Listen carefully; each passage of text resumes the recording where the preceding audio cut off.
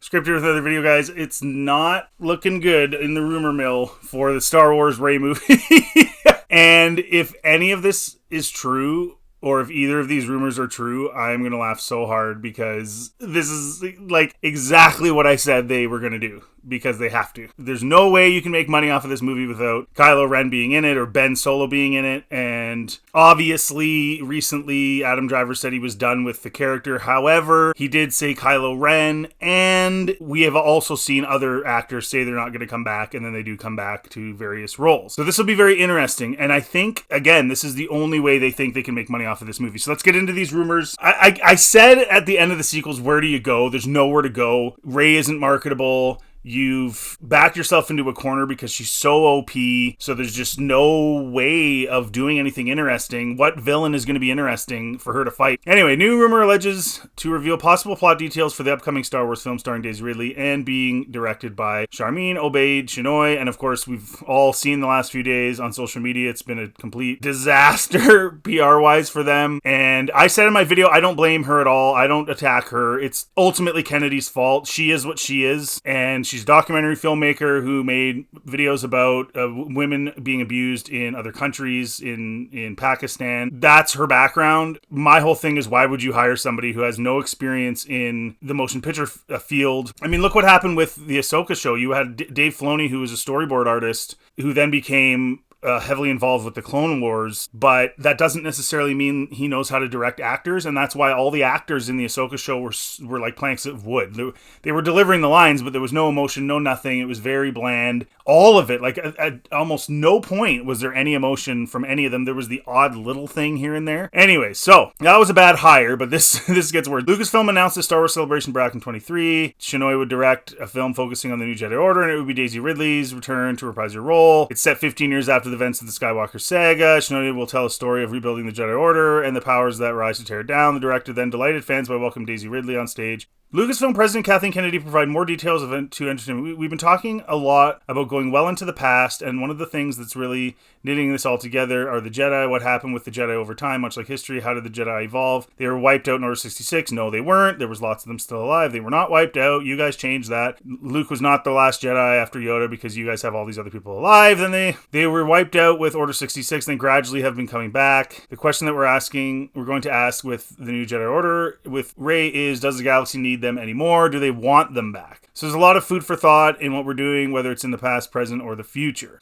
I would think after the Return of the Jedi, people would want the Jedi back, right? Then we look at the sequels. Whatever, they're terrible, but Rey is a Jedi and she saved the galaxy from Palpatine's massive fleet. So I would think, I don't know how you're going to write that, do we want the Jedi back after that happened? Like, where do they get these ideas? Like, is that how you would think? Like, if you were living in a world where there was this group of good people that were trying to do good and they saved you from this massive global dictator who was going to use violence against you, and then 15 years later, you're going to be like, nah, I don't really want them. Even though they saved us all from the tyranny of Palpatine or the dictator, nah, I don't want those people anymore. Like, how does that idea even pop into her head? So I don't know what this even is. We don't need to read all her quotes. It was something in the gym. And yeah, they're going to tie it to the origin of the Jedi movie, which is so dumb. It should remain a mystery. It's a fantasy. You have to have some mystery. No, we're going to do that too. Dawn of the Jedi or whatever. Previously leaked synopsis. Set roughly 15 years. Blah, blah, blah. The sequel delves into Rey's courageous endeavor to restore the Jedi Order, where she assumes the role of a mentor of two promising young students. Yeah, a girl and a boy. And of course, the girl has extraordinary abilities and is the future leader, and the boy goes bad. They're basically stealing the EU's Solo Kids arc. So, like I said, they just cherry pick from the EU, and then now with the Thrawn, Ahsoka, everything's mixed together, Rebels, like, it's so bad. Okay, WD Pro alleges to reveal two possible paths the film might take. This is so good. So, WDW Pro, he has come out with some pretty accurate rumors in the past. You go back and look at at some of his stuff. If he says it, there's a good chance it's going to happen. It doesn't mean it's guaranteed, but these are rumors, so take them with a grain of salt. There are 2 iterations of the Rey script that I'm aware of that I can talk about according to rumor, and those iterations of the script that I have been told existed. Folks, I haven't seen the script. I don't have any hard proof of this, but again, when it comes from someone who helped us tell you that the Rey movie was coming, I take it pretty seriously. And again, this is very possibly being released again as a social media trial balloon. They want to see how people react, see how the internet reacts to these ideas, which companies do all the time now. WD Pro. So there are 2 iterations of the Rey script that I'm aware of that I can talk about according to the rumor, and those are apparently early on in the development. The idea was that Rey would be pregnant with a child, and that off screen she would have become pregnant somehow through the Force ghost of Kylo Ren in a way that would have been explained but not presented on screen. I told you guys, they can't make this movie without the Reylos. The Reylos are the only people that will be interested in this movie.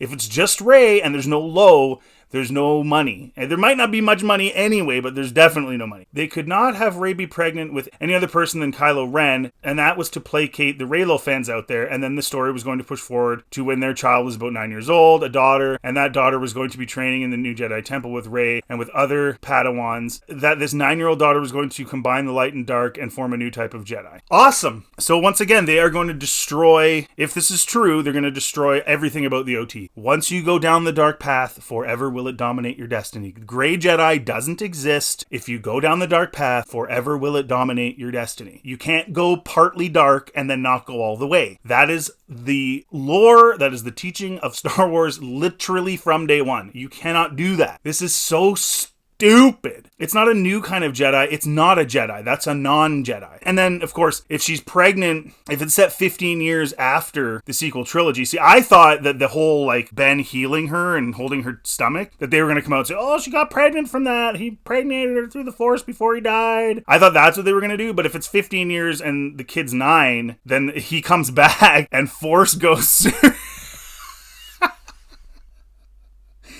Well, I mean, the Force Ghosts were interacting with the physical world in the sequels, which again breaks lore, but they were doing it, so maybe he'll, they can't do it on screen because it's Disney and it's Star Wars, but, maybe, they get their groove on. I mean, I don't know. But anyway, this is so bad. And then they go back to that old picture from a year or two or whatever ago of it looked like pregnant Rey that somebody apparently had taken at one of these Star Wars conventions where you're not supposed to release anything with your phones or whatever. And people, like, we all laughed at it, of course, because we thought it was fake. Well, what if it was real? And like somebody at Lucasfilm just like accidentally on purpose put it on the screen so that somebody would take a picture because they thought it was so stupid. Who knows?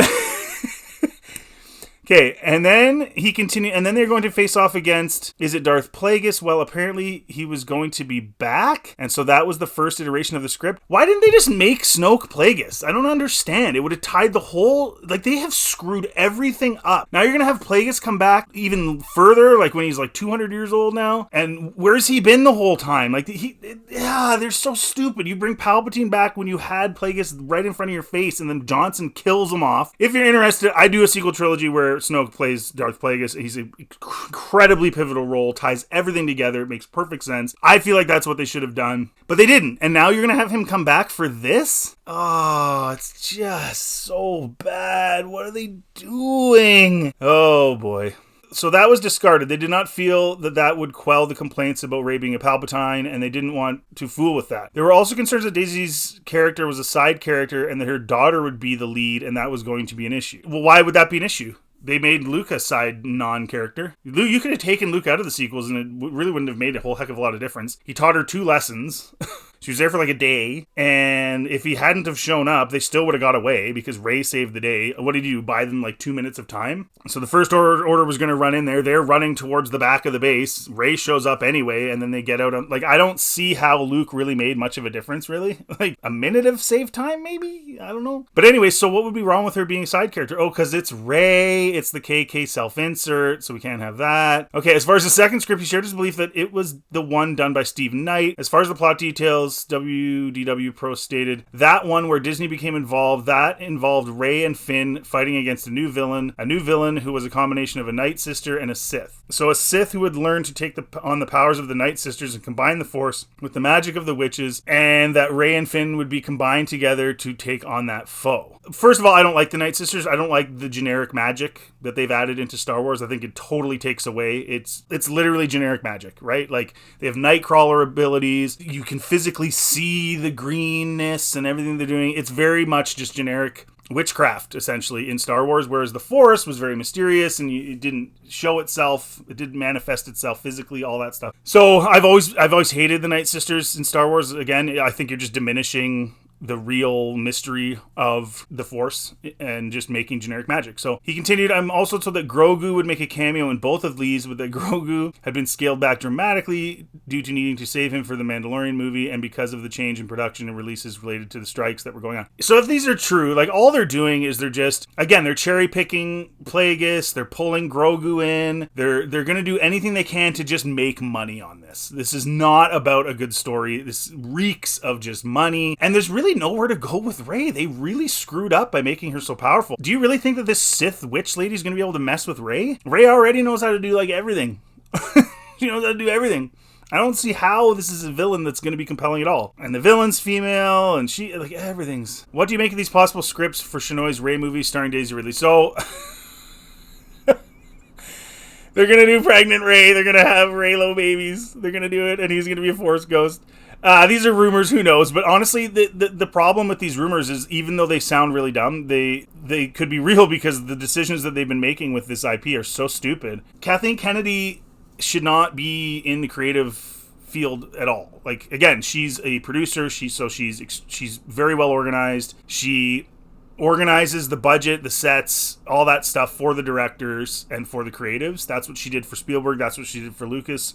She's the person in the background doing a lot of the logistics, right? And she's very good at that. Clearly, those are very successful films, and they all maintain their budgets, and they all, did really well. So that is her. And there is this talk that she was poking her head in, even with Steve and stuff back in the day, and trying to add her creative bits to it, and they were just like, no, get out of here, like, those are dumb ideas. If that's true, then this what they've done with Star Wars, and if these ideas have any credence whatsoever, then that's so absolutely positively true. Like, she's just not that type of person, but she's trying to make herself that type of person, which to me is really weird, because, like, just accept it. You're a good producer, you're very organized, you know what you're doing, and just be a producer and have a great career. Why do you need to be in the creative field? And then she hired all these people in this story group that are also not super creative. So they literally had to put a list on the wall of, like, the things they want to put in. Dinosaurs was on there and all this stuff. Like that's just like, it was like a grade school whiteboard. To me, this whole thing is so screwed up. But anyways, what do you guys think of these rumors? Pregnant Rey. Oh man, I really hope they go with that. I hope they just bury this franchise with this movie once and for all. Like, just